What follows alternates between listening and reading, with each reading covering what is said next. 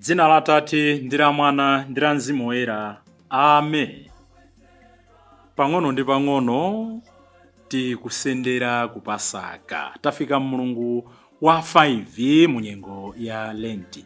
Mulungu woyamba tidali mchipululu pamene Ambuye amayesedwa. Mulungu wachiwiri Ambuye chauta adakwera pa phiri pamene adasinthika m'maonekedwe. Mulungu wachitatu adatitengera pa chitsime pa Yakobo. Ndipo sabata yatha timaona Ambuye Yesu akuchiritsa munthu obadwa osaona. Lero Ambuye Yesu akuti iye ndi oukitsa kwa akufa. Nyengo ya Lenti ndi nyengo yoti tiuke mu imfa zosiyanasiyana zimene tidafa.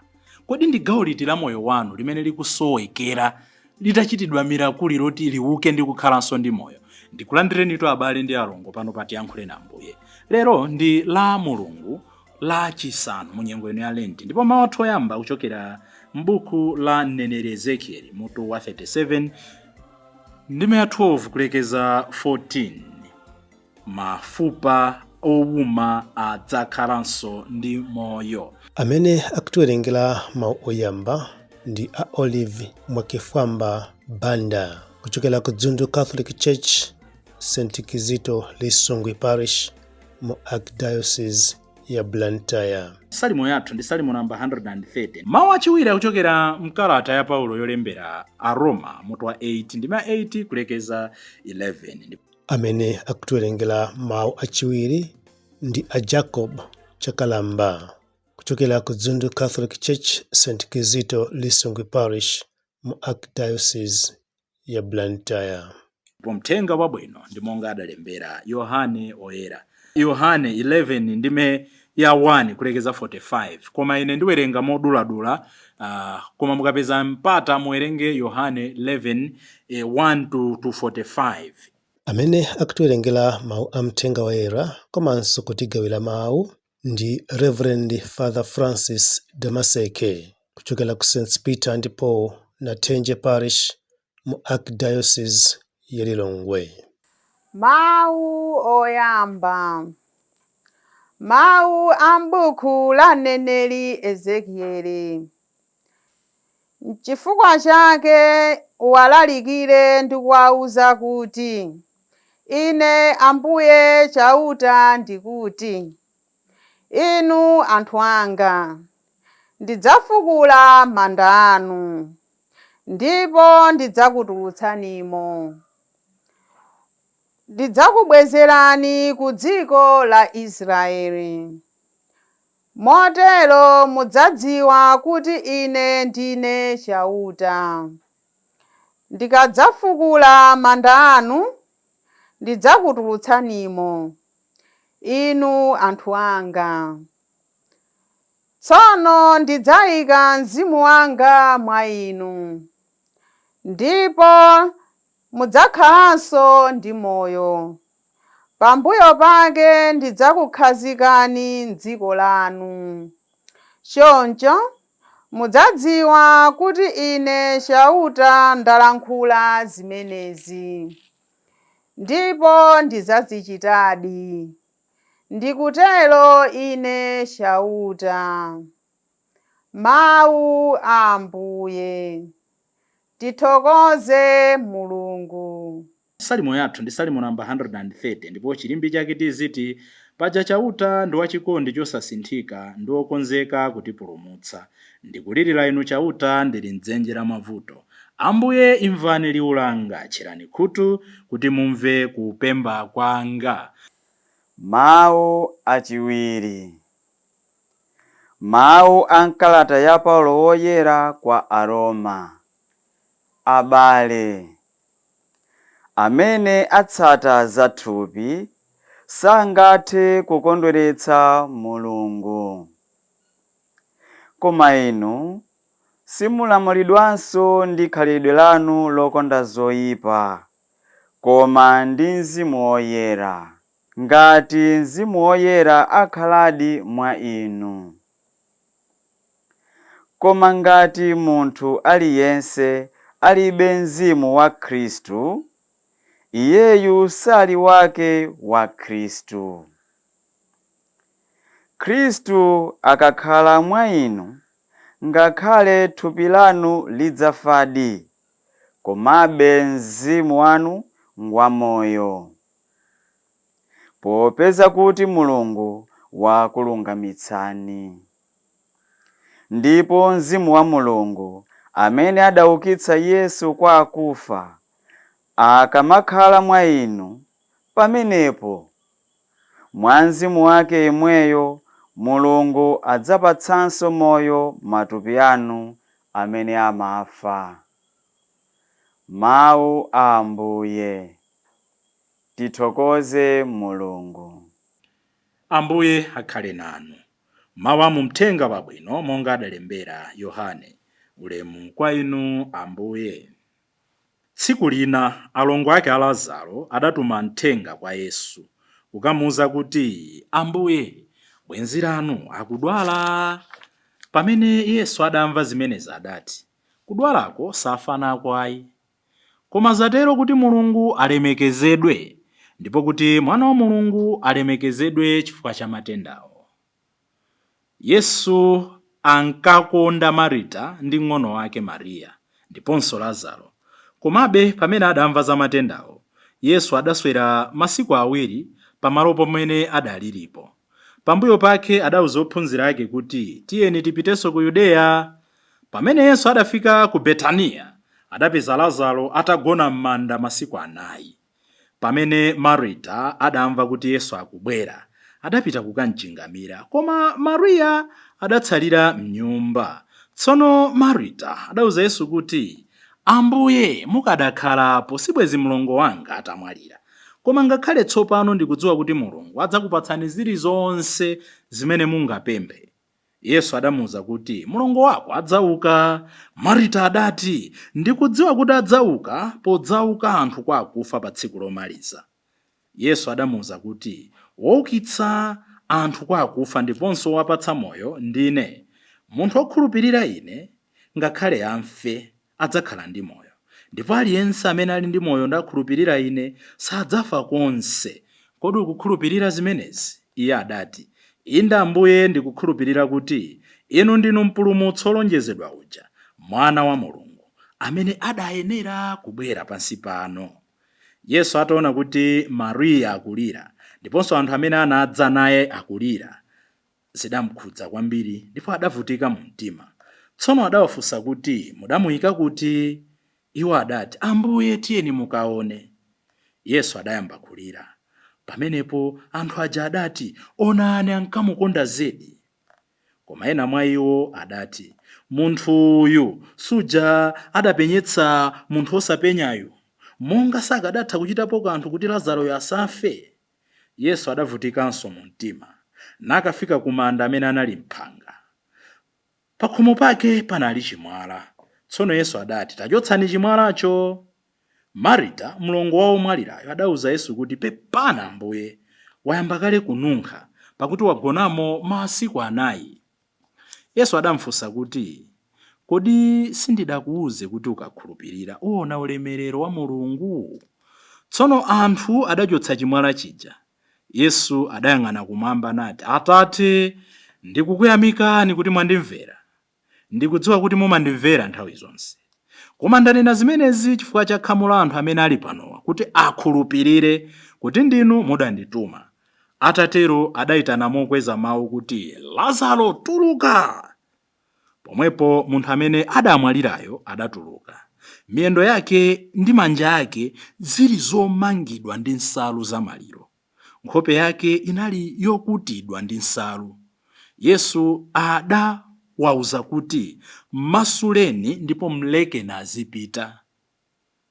Ambiri mwa anthu amene adabwera kwa Mariya adaona zimene Yesu adachita ndipo adakhulupirira. Mthenga wa Ambuye. Ulemu kwa inu Ambuye Yesu Khristu. Kodi sindinakuwuze kuti ukakhulupirira uwona ulemerero wa Mulungu? Kodi sindinakuwuze kuti ukakhulupirira uwona ulemerero wa Mulungu? Lazaro, tuluka! Masuleni ndipo mlekeni azipita. La Mulungu la 5 munyengo ya Lenti Lero Ambuye afuna tiukitsidwe ku imfa zathu zosiyanasiyana. Koma zimenezo kuti zitheke, pali zinthu zingapo zimene tikuyenera tichite. Choyambilira ndipo chofunikira chikhulupiriro. Ambiri timapemphera koma tilibe chikhulupiriro. Zoti mutha kupemphera nkuchira, ambiri tinene zona ambiri timakayika, timangoneneramo. Zoti mutha kupemphera inuyo banja lanu nkumayenda bwino, koma timachita nchani? Bambo pempherereni. Nde muja ndimanenera, iwo zidya mang'ina, bambo azisala zakudya. Bambo azipemphera, iwenso uzipemphera. Kodi sindinakuuze kuti ukakhulupirira uwona ulemerero wa Mulungu pamene Ambuye afuna atipatse moyo wamphamvu. Choyambirira tikhale nacho chikhulupiriro. Chikhulupiriro chathu akuti chingachepe chotani chitha kukankha mapiri.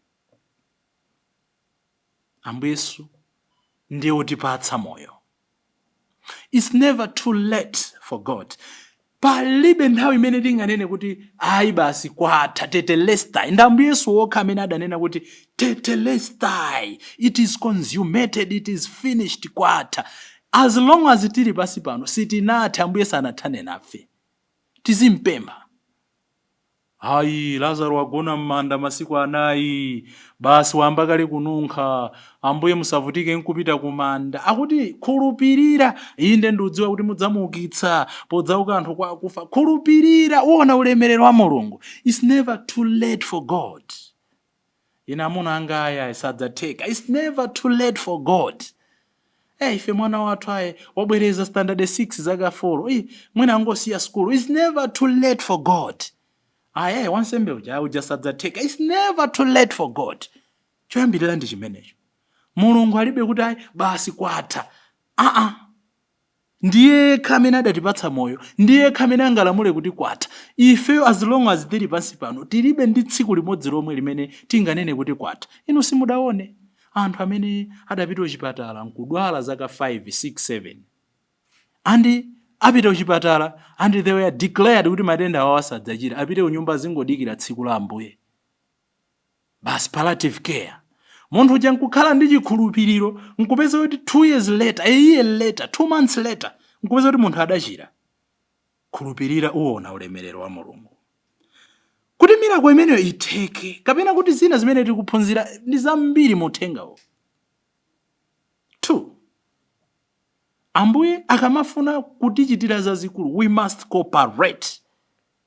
Augustino era adanenetsa kuti mudatilenga popanda inu, koma simungathe kutipulumutsa popanda ife. God created us without us, but he cannot save us without us. Andale pobera amangoti nothing for us without us. Ambuye adatilenga popanda ife, sangathe kutipulumutsa popanda ife. Pamene Mulungu afuna tichitire zazikulu mmoyo mwathu, tizichita mbali yathu. Izi tikunena chifukwa chachani? Ambuye Yesu pamene akukachita miracle akunena kuti roll away the stone. Chotsani chimwala. Akanatha kungopita kuti mwala iwe tachokapo. Akunena kuti tachotsani.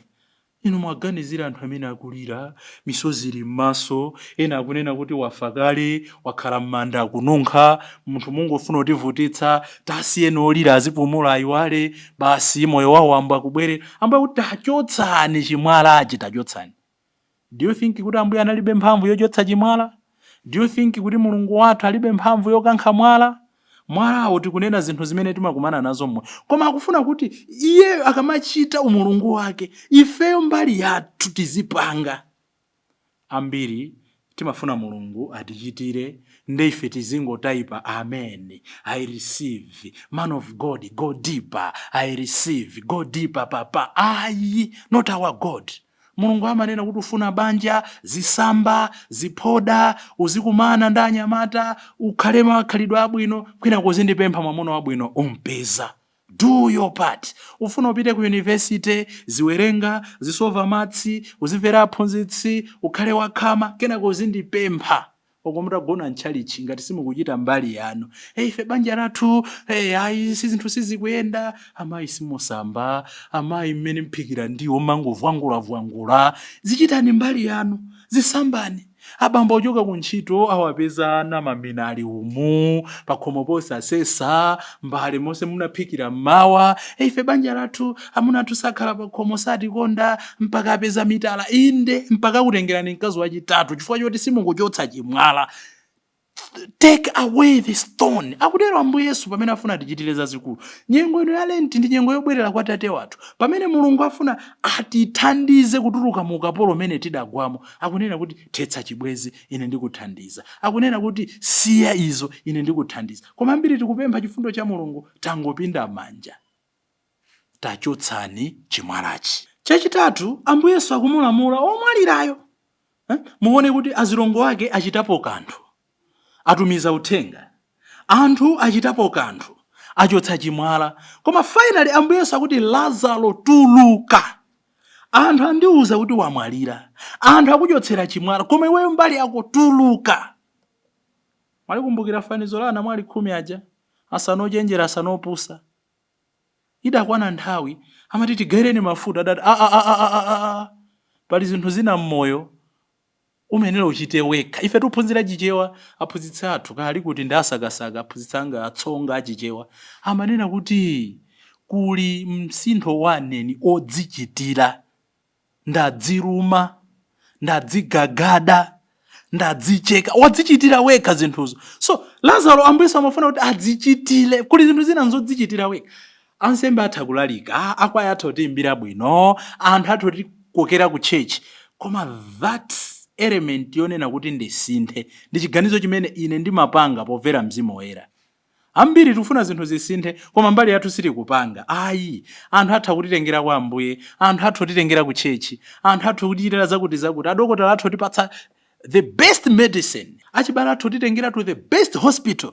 Komano ngati inuyo mankhwala amene akupatsani m'malo mwakumwa mumakataya toilet simuchira. You should do your part. Msintho wane nodzichitira. Lazaro akumuzoti tuluka.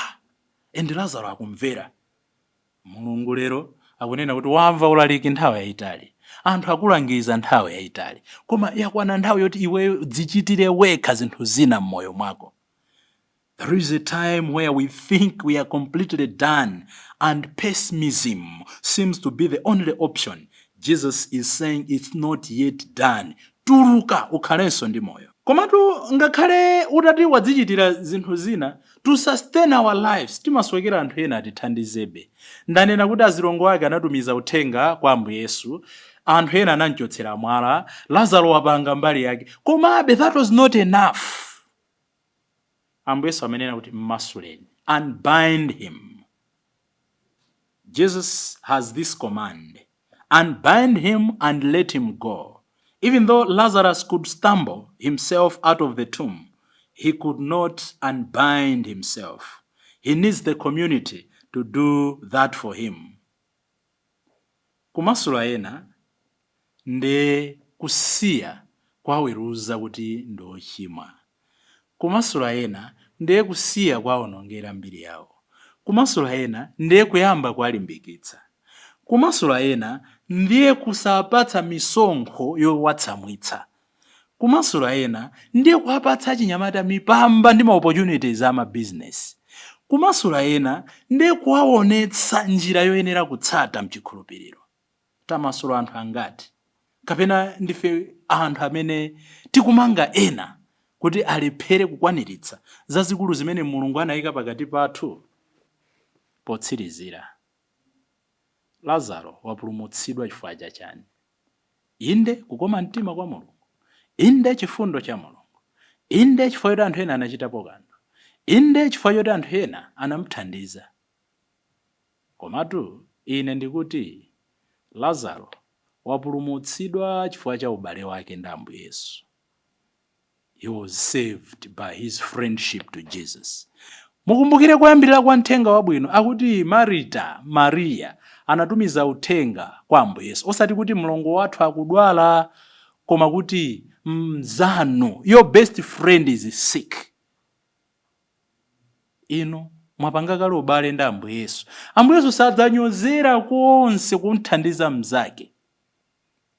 Pa Pasaka tisadafike, mulungu woyera timayimba nyimbo, sindidzanenanso kuti ndinu antchito pakuti ndinu bwenzi langa, bwenzi langa, bwenzi langa, bwenzi langa, bwenzi langa, bwenzi langa, Ambuye ndinu bwenzi langa. The only way in which Jesus can work in us ndi pamene ife tikhale abwenzi ake. Lazaro akuthandizidwa chifukwa anali bwenzi lake, chifukwa kanthu amati ankamukonda anali bwenzi lake. Tipemphererane wina ndi nzake. It's never too late and it's never finished until Ambuye adzanene kuti tetelestai. Dzina la Atate ndi la Mwana ndi la Mzimu Woyera. Amen.